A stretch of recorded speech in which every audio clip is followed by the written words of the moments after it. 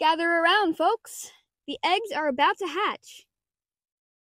If you look into the center of the enclosure, you can see 4 distinct piles of ash.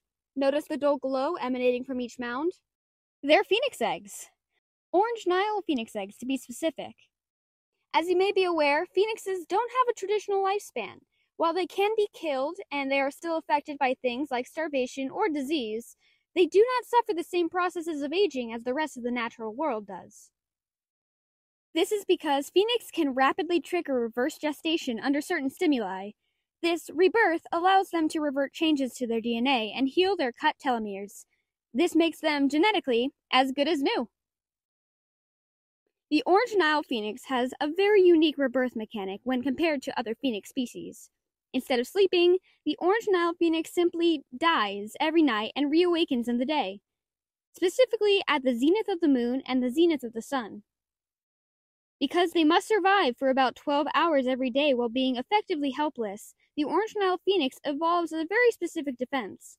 Unlike other phoenixes, they are not simply a pile of ash during rebirth. The phoenix itself lies inside the ash as an egg.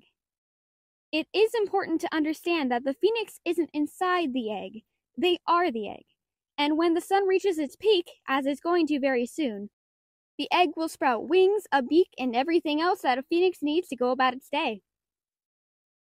The eggs are by no means fragile, but they are susceptible to certain amounts of pressure. To combat larger predators, the phoenix maintains an internal temperature of about 700 degrees while dormant. A common myth was that the Orange Nile phoenix actually relied on the sun's heat to kickstart the rebirth process. This is not true. The phoenixes can awaken from their slumber whenever the need presents itself. If they sense extreme vibrations akin to an earthquake or a landslide, they have been shown to snap awake in a much more fiery explosion than normal. This has led to the deaths of many poachers who attempted to transport phoenix eggs. The rebirth of the soul phoenix is going to begin soon, but to understand why, you must first understand a phoenix's cultural hierarchy. Unlike most animals, phoenixes have more than 2 gender roles within their sexual reproduction. To produce a new phoenix, you would need 5 specific phoenix genetic builds. The differences between phoenixes' genders are largely internal and are communicated through pheromones. Every gender role is very cooperative with any of the other 4, however, they are incredibly territorial with phoenixes of the same gender. Thus, each of our phoenixes has been specifically chosen to avoid confrontation. The order of hierarchy is the soul phoenix, the dio phoenix, the tetri phoenix, the quartan phoenix, and the pentad phoenix. The closer a phoenix is to the front of the line, the more social privileges it gets. The best nesting spots, the first pick at a meal, the deciding opinion on predator response, and the prime position at the center of the rebirth circle. With these privileges comes an expectation to protect the flock. The highest-ranking phoenix must find food, water, and shelter. They must keep the others alive when predators arrive. And they are expected to lay down their lives if need be. Otherwise, the next phoenix down will challenge them to a duel. If they are beaten, they must leave the flock and the challenger assumes the role of sole phoenix, until another is found. You may realize that we only have 4 phoenixes while there are 5 roles. This was a deliberate action. A full quintet of phoenixes can reproduce every time they are reborn. Each chick would inevitably be rejected by the flock because their gender role is already filled. Normally, the chick would simply migrate away, but in an enclosure this small, they would have nowhere to go and bloodshed would ensue. We are missing a quartan phoenix. This does not lead to specific deficiencies in the flock's dynamic, but don't worry. Orange Nile phoenixes are often found in incomplete flocks, and they are completely capable of combating the problems that ensue. Despite their incredible birth rate, they are so rare and so dispersed that a complete Orange Nile quintet has never been observed in the wild. Every Orange Nile phoenix alive today is either a result of crossbreeding or human interference. As you may have realized based on the orange glow, the soul phoenix is ready to ignite. The others will awaken in a cascade system after the soul phoenix stirs. Before the flock awakes, the soul phoenix will scan the area for predators, food, or enrichment, and inform the flock when they are ready to move on it. The orange glow has turned pink, so I would suggest everyone with blue eyes looks away. The ignition of an orange Nile phoenix is especially bright. And here's our soul phoenix. Now that it has hatched, its internal temperature will lower to around 200 degrees. It will cruise at that heat until it needs to combust. Then it spikes to peaks of 4,600 degrees. With no natural predators and a learned affinity for humans, we will not be seeing that anytime soon. The soul phoenix has begun its prowl. It has 3 potential options to find around the pen: a mix of birdseed and small meats hidden in the cave, a pool of fresh water down by our mock shoreline, or the flock's favorite toy perched in the hollow tree. The soul phoenix has done well to find the food in the cave. Notice how they're standing at the cave's mouth. Not only are they continuing their scan for predators, but they are scorching the ground around them.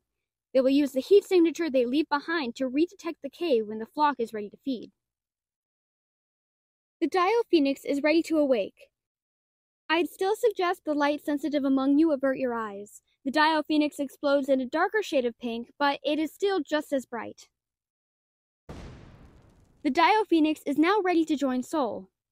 As a rather curious species, Dial feels the need to check in on what Soul is looking at. Delighted that food has been found, the Dial performs a phoenix lay. The Dio extends its wing over the Soul. This would allow the Soul to touch the Dio's chest. It is a symbol of trust and camaraderie. The Soul accepts the lay and preens the Dio's feathers. Quite the heartwarming display. Oh, and off they fly. It would appear that Soul found the water while scanning for predators. Both phoenixes will sit on the shore and release a dual heat signature. The Tetri phoenix is ready to ignite. If everyone squints a little, they will be able to watch the explosion with little in the way of eye pain or permanent damage. The Tetri is awake and wishes to group up with the Soul and the Dio. However, since they are outside of the Tetri's sightline, the Tetri will be forced to call out to them. The orange Nile phoenix can call to other flock members by venting fire through a special chamber in their beak. This makes a sort of whistle that is unique to a specific phoenix. The Dial phoenix returns the call so the Tetri may join them on the shore. Meanwhile, the Soul remains silent. It is focusing its heat on making the signal. It would appear that the signal flare is complete. The need for enrichment is secondary, so all 3 phoenixes will return to the nesting ground to await the arrival of the pentad. The lesser heat of the phoenixes huddling alerts the pentad that it's time to awake. Everyone will be able to watch this ignition without any risk. With the flock together, the Soul phoenix can lead them to the food it's found.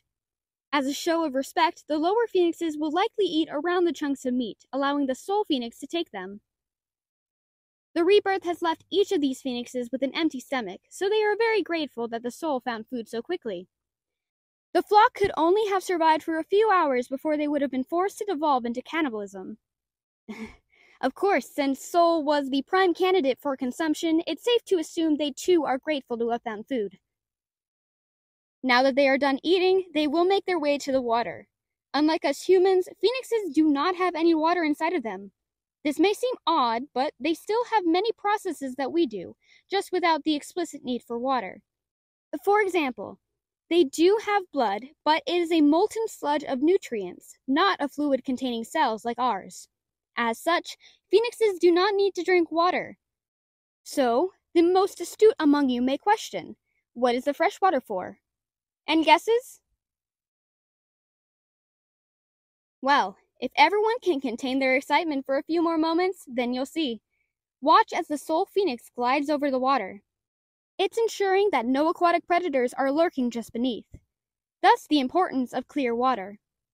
Once it is satisfied with its check, it returns to the flock and signals them of the water's safety. Now the fun can begin. Anyone who guessed that the phoenixes would bathe in the water was close to right. Without internal water, the phoenixes cannot efficiently dispose of heat. They can vent it from certain areas, but largely they rely on small ponds like this one to cool off.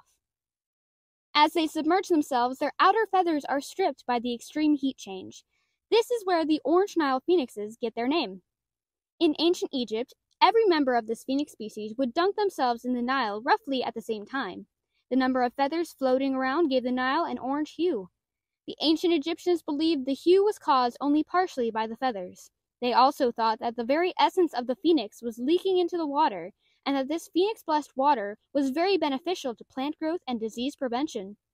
This belief held some truth.